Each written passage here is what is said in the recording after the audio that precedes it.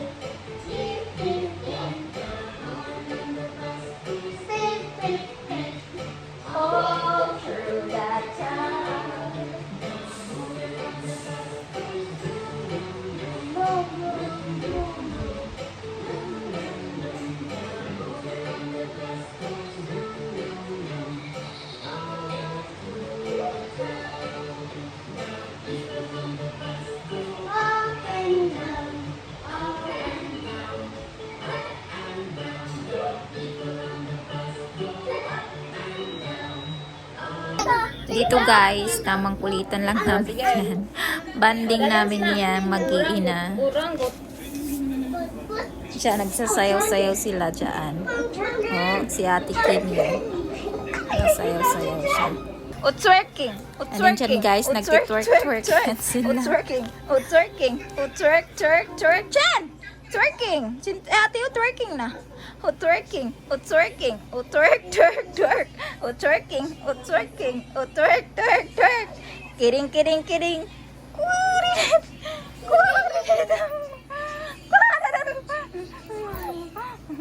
Twerk more. Hululululul. Twerk. Twerk. Ano yan? Paano na? Ala! Di daog, mami! Hi guys! Welcome to Miss J Vlog! Mommy Vlog! What happened? Twerk!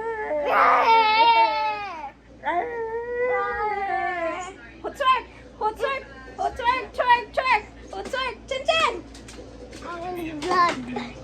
Going blood. Go. Okay, finish na. Dito guys, kumakain na kami nito. Mga around 5 o'clock na to. 5 o'clock na. Tamang kain lang kami dyan. Yung asawa ko andun sa taas kumakain. Naglalaro kasi siya. Ayan, kami lang dyan kumakain. Ganyan talaga kami dyan guys pag kumakain kami. Ganyan kami ka tahimik. Kaingay kasi nga may mga babies. Alam nyo na, pag may babies, di talaga matahimik pag tuwing kakainan na. Diba? Pero enjoy naman yan. Tamang chikahan, tamang kainan, diba? At least nagkakasama-sama pag kumakain. Abulol na naman ako guys. Pinas forward ko na yan guys kasi nga sa haba ng video. Di na naman tatanggapin ni YouTube yung video kung mahaba, kaya fast forward ang datingan natin dyan. Always naman sa video ko fast forward. Ayan, tamang chikahan pag kumakain. Nagkakamay talaga ako dyan guys pag kumakain. Ang sarap kasi magkamay pag kumakain. Tsaka nakataas pa yung pa ako dyan guys. Excuse me lang. Yung mga anak ko, tingnan mo, nakigaya na rin sa akin magkamay.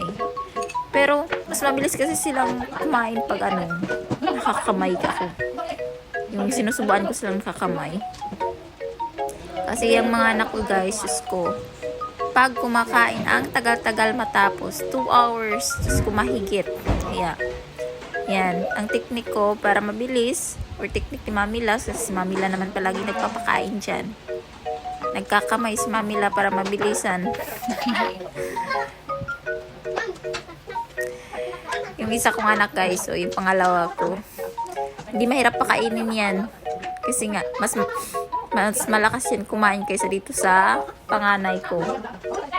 Yung panganay ko, Diyos ko, isang subo. Mga siguro 20 minutes bago malunok yung isang subuan ng pagkain niya sa bunganga niya. Pero itong pangalawa ko, okay yan, Diyos ko. Walang problema sa kainan.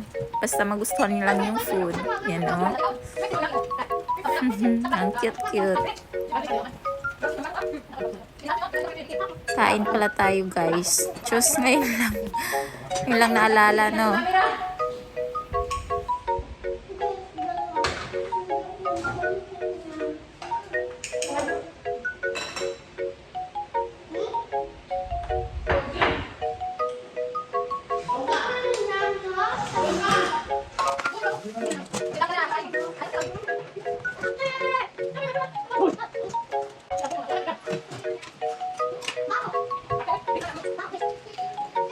Diyan pala guys, nagluluto kami na ano dyan, beef. Korean beef. Na ginawa ng asawa ko. May sauce na siya. Diretso, ano na lang, luto. Mabilisang luto lang yan. Parang sanggipsal. Sa sanggip, ganyan. Yan. Tapos yung isa kong anak dyan guys, panganay ko, panay sabing, Mami, ang baho naman yan. Ang arte. Amoy ng beef. Hindi niya gusto. Din sabi ko, huwag kang maarte, hindi naman mabaho yan. Bango-bango nga eh. Tapos natawa na lang din siya.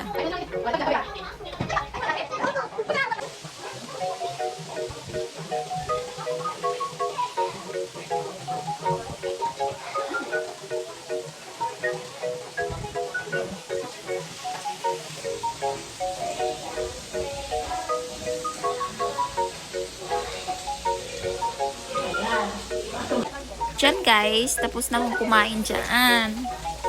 Lumabas na ako para magpahangin, tayo-tayo.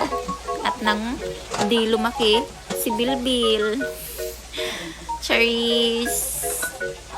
Kasi nga, busog na ang person. Kaya doon na sa labas, nagtatambay.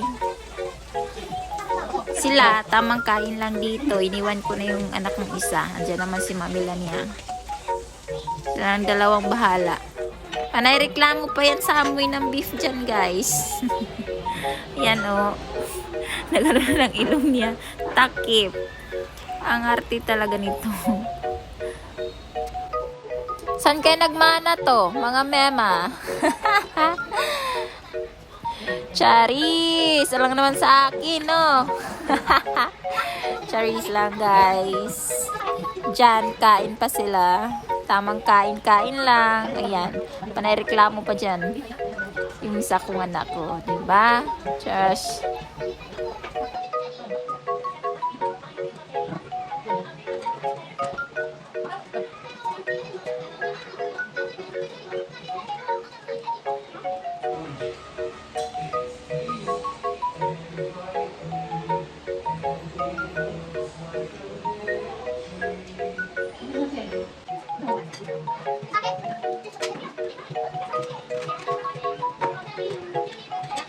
Ito guys, yung anak ko, reklamo may uk-uk daw. Yung patay na ano, Bisaya kasi sa amin yan, uk-uk. Kakruchi. Tagalog man yan. Ipis. May patay na ipis dyan. Yan o. Kinulot ko.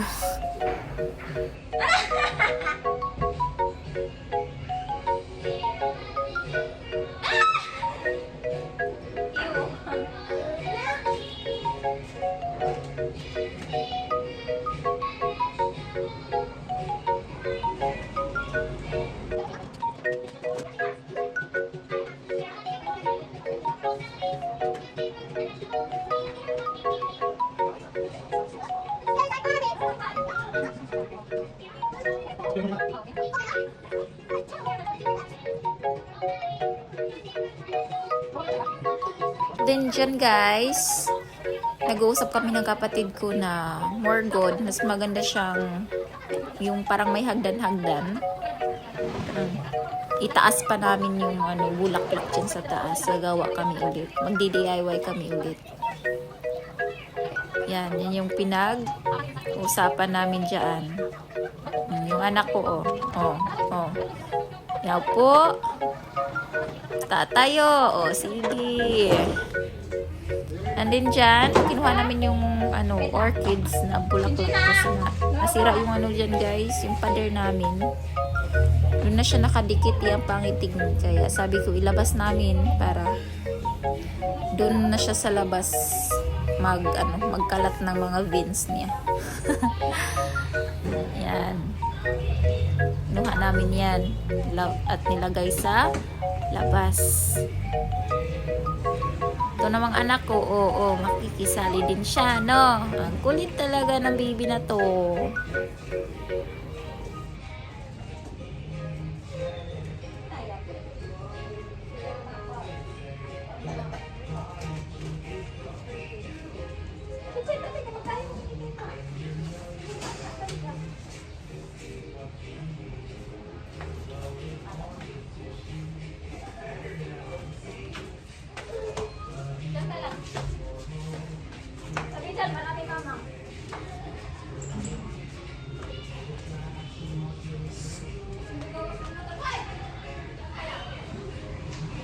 So siya guys, putulin ko na itong haba-haba na nito eh. Thank you sa mga nanonood.